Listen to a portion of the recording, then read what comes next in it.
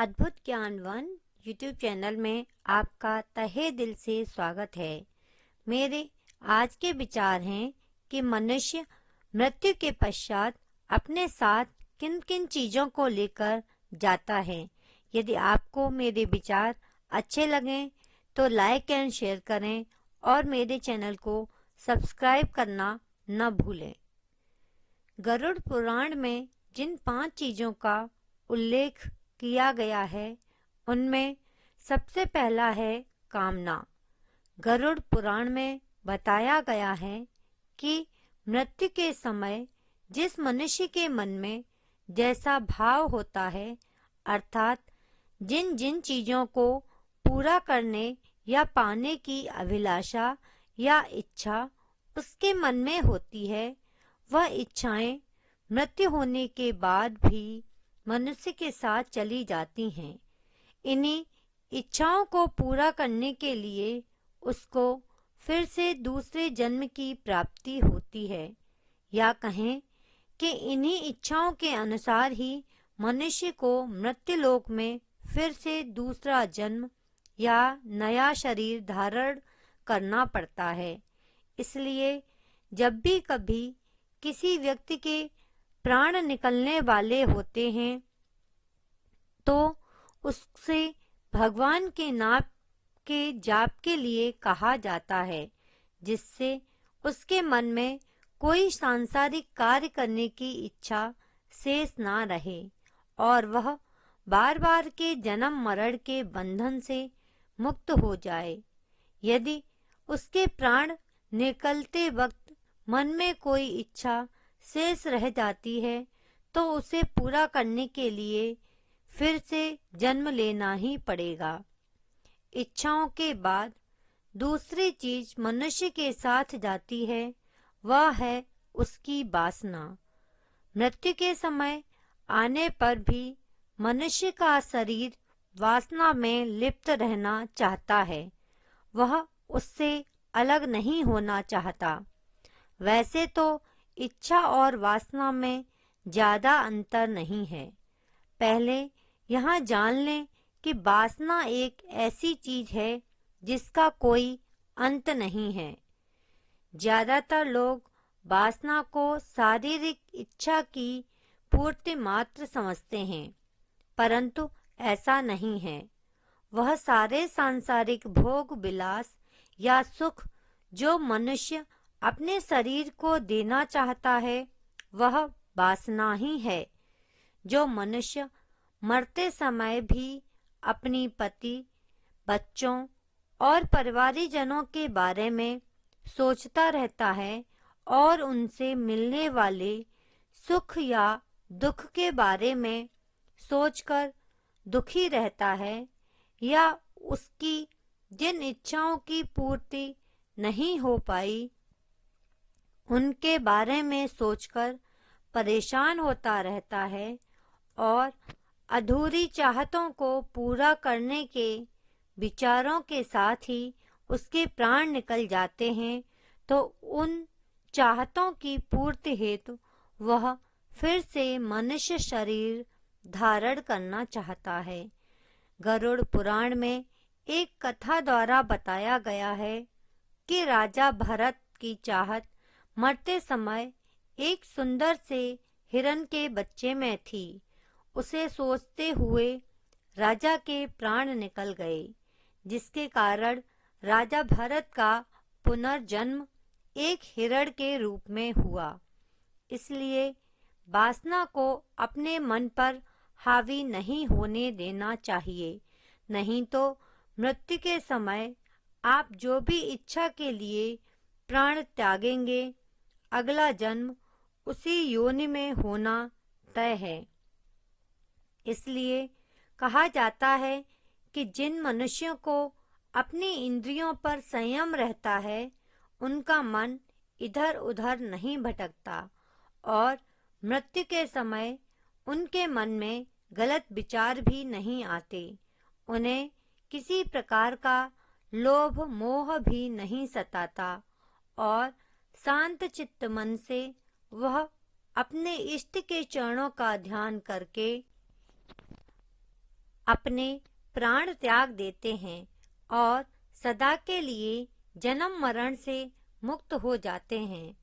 हर मनुष्य जन्म से लेकर मृत्यु तक अपने पूरे जीवन भर कोई न कोई कार्य अवश्य करता रहता है, चाहे वह कार्य छोटा हो या बड़ा हो, चाहे वह कार्य अच्छा हो या बुरा। गरुड़ पुराण में कहा गया है कि मनुष्य जीवन भर जो कर्म करता रहता है, उसके कर्म मृत्यु के बाद भी उसका साथ हमेशा जाते हैं। हर मनुष्य को जीवित रहने के लिए निश्चित सांसें ही दी जाती हैं और हमारे कर्मों का लेखा जोखा उन्हीं सांसों पर लिखा जाता है। इन कर्मों के आधार पर ही हमें अगले जन्म में सुख या दुख की प्राप्ति होती है। यानी कहा जाता है कि जैसा करोगे वैसा भरोगे। यदि मनुष्य अपने जीवन में अच्छे कर्म करता है तो वह इस लोक में भी सुखी रहता है और मृत्यु के पश्चात अगले जन्म में भी उसे सुखी जीवन ही प्राप्त होता है। यदि वह गलत कार्यों में लिप्त रहता है तो वह पाप का भागी होता है और उसे कष्ट भोगने ही पड़ते हैं। कर्मों की गति कभी भी मनुष्य का पीछा नहीं छोड़ती, उसे अपने कर्मों के अनुसार ही फल भोगने पड़ते हैं। गरुड़ पुराण में कर्म के बाद कर्ज का मृत्यु के बाद साथ जाने का वर्णन किया गया है।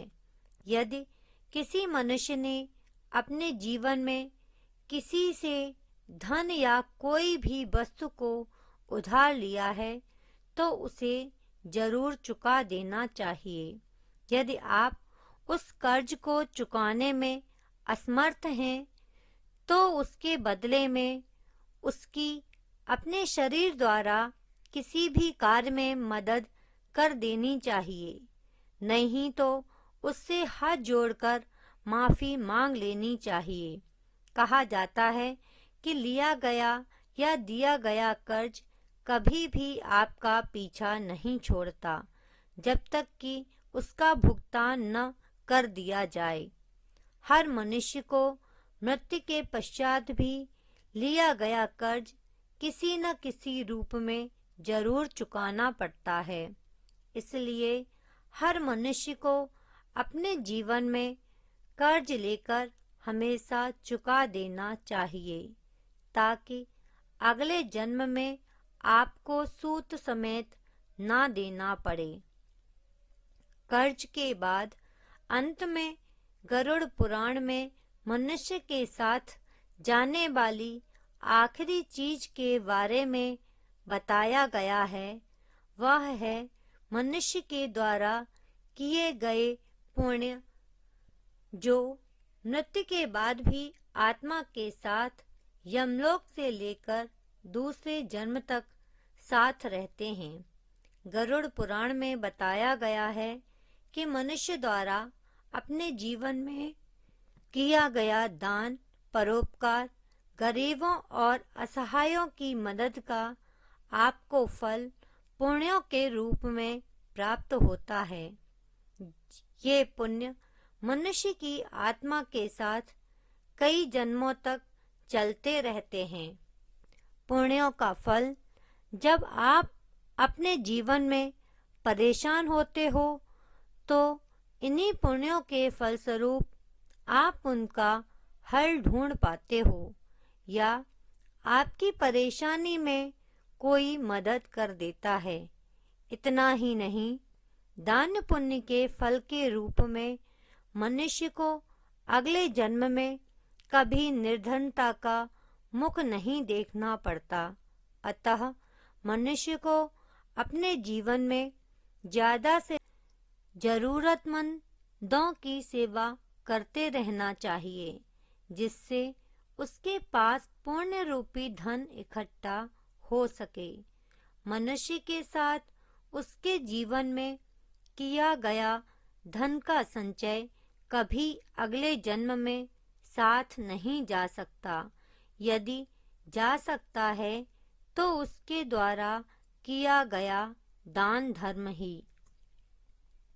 हिंदू धर्म में अक्षय तृतीया, अक्षय नवमी, कार्तिक पूर्णिमा और मकर संक्रांति आदि कई प्रमुख तिथियां बताई गई हैं, जिनमें दान करने से व्यक्ति को अपने दान का कई गुना फल मिलता है।